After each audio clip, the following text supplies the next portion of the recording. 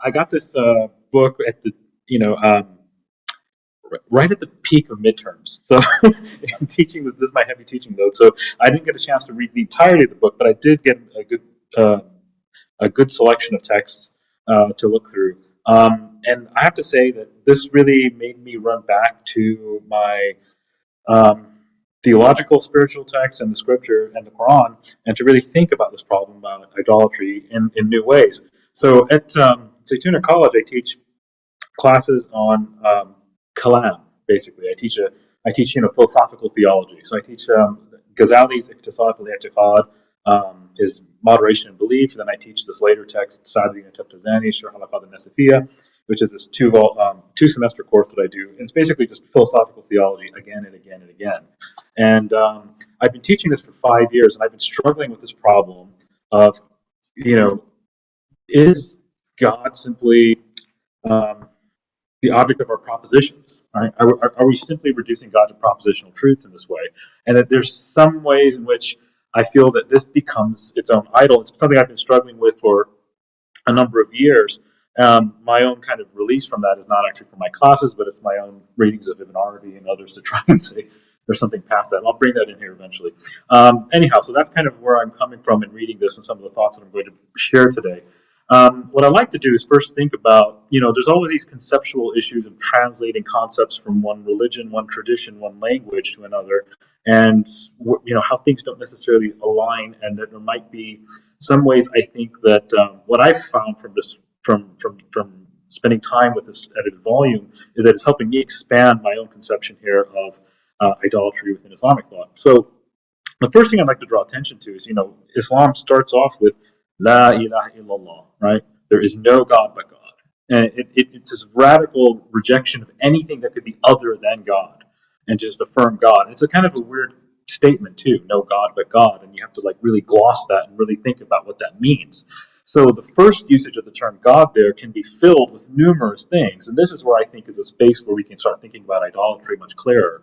And then when we affirm God, we're trying to affirm something that's beyond those other things. And so that's the starting point, I think, for thinking about this. So oftentimes what happens in Islamic thought doesn't have a term for idolatry, exactly. If we're going to speak about idolatry as a worship of idols, this is abadat al-awtan. This is literally just the worship of idols. And that's there. That's obviously censored in the Quran. The life of the Prophet, Mecca was surrounded by idols, and then as he takes over Mecca, then the idols are destroyed, and there's no idolatry in Mecca as well. And then on top of that, when we look at the early Islamic centuries within Arabia, excuse me, the early Muslims had actually decided there's no paganism, or the worship of idols will no longer be allowed within the Arabian Peninsula. And so the successors of Muhammad actually sent out their, they don't have an army, but that's kind of anachronistically calling it an army. They would send their troops around and basically break down the idols. And so there's this really iconoclastic sense within Islam from the very beginning, right? Now, the term that's actually used, however, in the Quran and in Islamic theology is the term shirk. Now, shirk at its root has the notion of association. You're bringing something in with God, but that's the lexical usage of it. But in the theological context, it's a little bit more expansive. And I actually found the summary that Alon gave here about there being a cognitive and a relational one to be actually mapped onto the way in which Muslim theologians speak about this quite accurately, actually. So I'm going to rely here on this 14th century North African theologian, Muhammad ibn Yusuf as-Sanusi. He has this theological manual where he talks about 6 different types of shirk, right? And I always thought, well, what brings these 6 together besides, some kind of association? I wasn't really clear, but this distinction between cognitive and relational really helps out. So the first he'll talk about is shirk al-istiqlal, the idea that there's independent deities. So deity A, deity B, true God, and some other God that we establish with them. Shirk al-istiqlal, these independent deities, and there's multiplicity there. The second then is what he calls shirk al-istiqlal, shirk al-tabi'id, which is the notion that the deity is composed of parts, And here there's a polemic against Christianity and the Muslim conceptions of the Trinity. And then there's this interesting one here called Shirk al-Taqrib, which is to worship idols. And they use idols here in order to draw closer to the true God. The idea is that God is distant, separate, and that we need to access God through these intermediaries of some kind. And that this is often just the way in which the paganism or the idolatry of the early Arabs was characterized. Is that they would worship these, they established these deities in order to draw closer to God. And the origins of idolatry within the Islamic tradition come from this narrative around Noah, and that after after the flood, Noah passes away, and his children and his grandchildren and his descendants establish these idols in honor and remembrance of their forefathers, and that eventually, in dedication to those idols, that turns into worship, and that this would draw them closer then to the divine.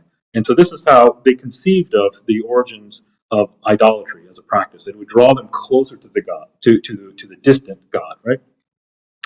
So those are the first three. There's some sense of independent deities, there's some sense of the deities composed of multiple parts, and then there's some sense that we worship of these other deities or beings that they might draw us closer to God in some way.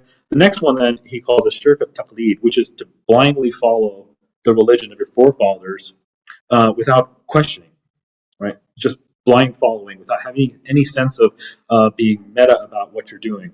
And then the next one is he calls shirk al-asbab, and here you see the philosophical theology coming in, the idea that you can attribute causality to something else besides God. So this is the radical occasionalism of Sunni Ash'ari doctrine, that God is the efficient cause in all things happening in the world. Atoms come into existence and go out of existence. God brings them into existence and out of existence, and the accidents and so on and so forth. To say that there's secondary causality, and the simple way to put this is that when cotton touches fire, God creates burnt cotton, and it's not that the fire burns the cotton.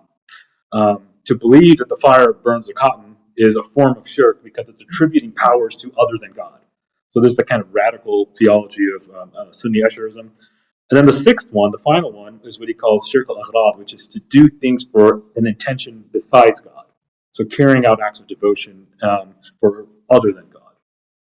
Now, this maps quite well, I think, with the way in which Alon had summarized it between cognitive errors and then relational issues. But I want to expand on this relational one a little bit more when thinking about idolatry and shirk in modernity. Right. So this is kind of the way in which the theologians speak about, some form of shirk. And here, I think shirk, I've always struggled with translating it too. The shorthand is just say polytheism, but that doesn't map onto all of these. Idolatry doesn't map onto all of these, but maybe if we're thinking of idolatry in the way in which this book is giving us this nice, big, expansive way of thinking about it, it would work here. But what I see really happening here is, the emphasis I feel is more of a cognitive error that's happening with respect to the world and God. And then it falls into this relational one too in a couple of instances. So this is how the theologians tended to speak about it. Now, if we go back to this notion then of La ilaha illallah, there's no God but God, and that this first usage of the term God can be filled in with other things. The mystics of the Islamic tradition have had a lot of criticisms of the cognitive certainty that many of the theologians would claim for themselves. So, and here I'm going to draw on Ibn Arabi, and this might actually parallel a lot of the ideas that Jeffrey was speaking about previously. And Ibn Arabi is often characterized as a non-dualist as well, a lot of parallels with Vedantic thinkers and other non-dualist thinkers. But Ibn Arabi has this criticism of, the fixed nature of God that theologians would try to do. For Ibn Arabi, the relationship between God and man is obviously, there's this deep notion of devotion. For him, devotion has another meaning, which we'll get to shortly. But God is not a fixed being in that way. God, rather, is constantly disclosing himself through his names and attributes to the world. And those are internalized and realized by purified beings who purify their souls and can manifest those attributes. and that is at the very purpose of creation. There's a hadith Qudsi which states that God says, I was a hidden treasure and I desired to be known. And so I created the world such that I could be known. In this way of thinking, the world is a mirror in which God reflects his attributes. And the perfect reflection, the most perfect reflection of God's attributes and even his being, his essence, is in the perfected man, right? The Insan al-Kamil, somebody who has walked the spiritual path of purification and has this realization of God. For Ibn Arabi, the theologians fix God into categories of the mind. And what he actually valorizes is not simply the intellectual contemplative mode of thinking of God, sorry, not contemplative, discursive mode of knowing God through propositional truths. This is the problem I have in my classes, but God through manifestation. And so instead of the intellect being the perfect means of knowing God, it's the heart.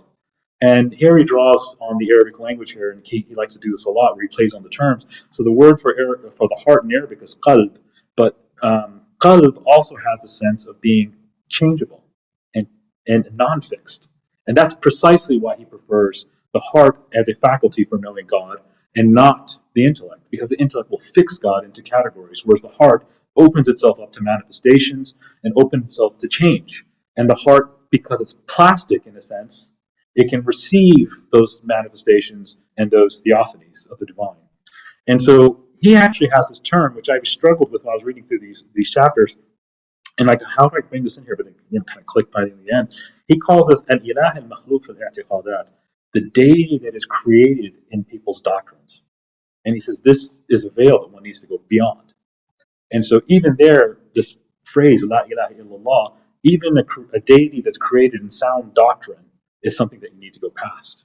And that one has to have this deeper inner knowledge through the heart of the divine. So those are my thinking in terms of like the classical formulation of Islamic thought. Those are some of the ideas that came across in my reading here. But I just want to wrap up on 2 points in the remaining time here. I'm drawing particularly here on Norman Solomon and Habiba Pedayas and then Michael Marmore's the 3 chapters that really, I think, brought together some of the concerns I have with the idea of idolatry in modernity and the challenges that Muslim thinkers need to, I think, work through and think about. And this was, Pedaya gives these like 4 ways in which idolatry is used: worship of self rather than God, trampling of social morality in pursuit of power, the confluence of religion and state or nationalism, and the destruction of the environment in the name of insatiable greed. So these are 4 really useful ways of thinking about this. And here I'm thinking along the lines with a contemporary Muslim thinker, Sherman Jackson at University of Southern California. And Sherman Jackson makes this proposal. It's an unpublished lecture that he gave, where he's saying that he sees white supremacy as the beginnings of modern shirk, right? And the ways in which he does this is to say, it's kind of like a bit of a roundabout ways to get to this, but the way he gets to it is to say, what he means by white supremacy is the idea of white normativity, right? The idea that whiteness, in some way, Europeanness, whiteness, Americanness, however you want to define that, is taken as the default norm, and the other is otherized and put in a position where they're seen as aberrations, or they need to aspire to this new norm. And so, as an African American, Sherman Jackson, as an African American, he's got a critique from a very American perspective on this. And his comments are interesting because he says that in order for that to happen, there has to be some sense of an internalization of that relationship, where the non-whites have internalized this sense of white normativity. Now, white normativity for him becomes a form of shirk because it takes white standards, or that normativity, in place of God's standards, right? And so he makes this interesting move that he suggests this in that way. Now, I struggled with this idea a little bit that he proposed. He never published this essay, but it's one of those conversation points that among some Muslims has gone around a bit.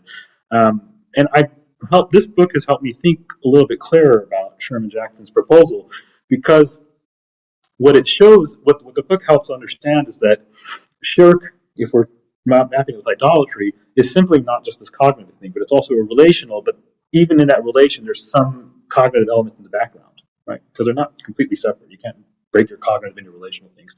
There's one of the other, and you have some of the in the other.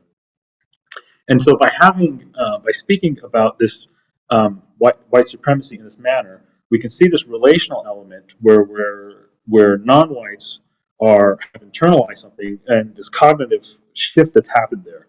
Why he calls this shirk? I mean, I think there's enough people who theorize, white supremacy, that kind of thing. But why is this shirk, though? Why is this a theological category? And why would it be brought up in a discussion on idolatry? I think it goes back to this term, La ilaha illallah. There's no God but God. The Arabic term for ilah is not simply God. God is one of the meanings that ilah can refer to. Ilah is also that in which you have hope in, that in which you aspire to, and that in which you desire and long for, and that which gives you appeasement in your worldly and psychological matters. And I think this way we can see that we can make a case for white supremacy as being a form of shirk if we think of ilah in this much clearer manner there. And I think this idea of idolatry really helps out in expanding the notion. So I wanted to thank Alon for for asking me to do this, and I benefited tremendously from this. I look forward to our conversation. Thank you.